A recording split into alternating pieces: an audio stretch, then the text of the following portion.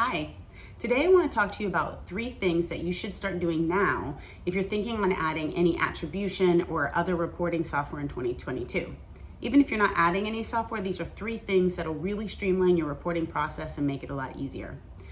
Number 1, I want you to work with your sales and marketing teams to develop a shared language of channels and sub-channels.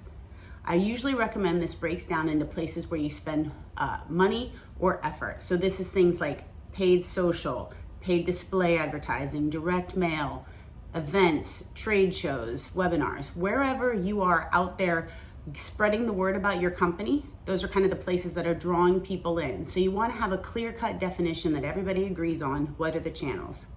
Within those channels, you can break them down a little bit farther into sub-channels. So an example of that would be paid social for this channel. Then for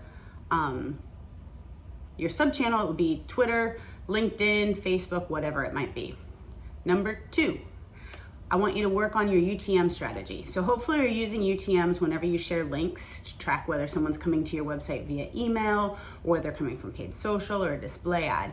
But you want a really fully thought out UTM strategy, and it really helps to document it. The easiest way is with a spreadsheet. Some people use different apps to keep track of that. It can be hard to make sure that everybody uses the same one across the organization. That's why you want to do your best to document it and communicate that throughout your organization. And number 3, I'd like you to build program templates kind of in support of those channels, sub-channels, and UTM. So these are things that you can repeat every time you do them. So a very thought out webinar program that says, well, we send out the invitation via email, so we want to make sure a UTM strategy says email, so we know that anybody comes to the webinar via the email channel gets tracked. If we promote it on social media, we know how to add that into our program. You want to kind of think holistically and build it into your program template so that when you go to do the programs, you're not having to think from scratch every single time.